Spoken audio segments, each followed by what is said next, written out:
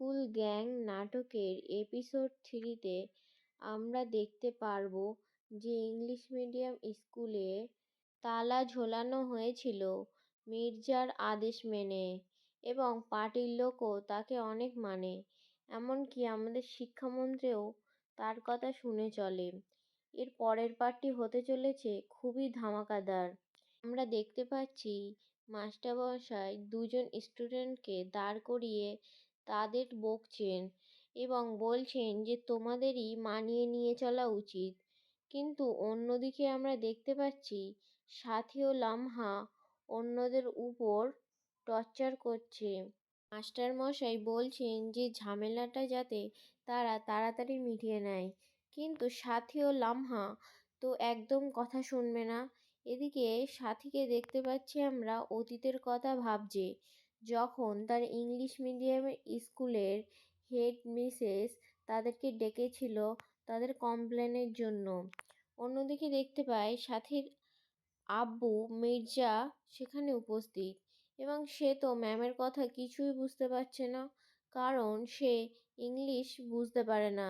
অন্যদিকে আমরা দেখতে পাই সাথী রেগে গিয়ে হেড মিসেসের হাতের উপরে কলম ঢুকিয়ে দেন।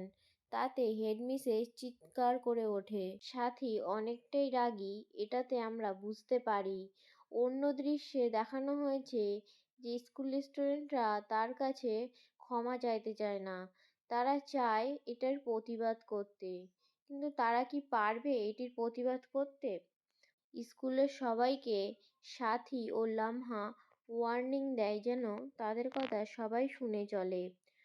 কাহিনী অন্যদিকে মোড় নেবে তখন, যখন এই সমস্যার মধ্যে শিক্ষামন্ত্রীও পড়ে যাবে, কারণ মির্জার সাথে শিক্ষামন্ত্রীর ভালো সম্পর্ক আছে এবং তার জন্যই মির্জা সেই স্কুলে তালা লাগিয়েছিল।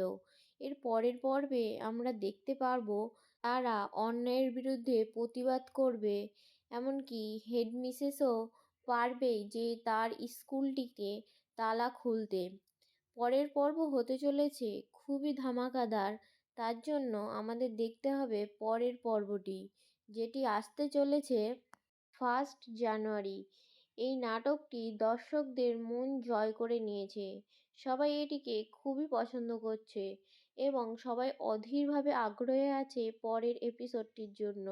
পরের এপিসোড হতে চলেছে খুবই চমৎকার।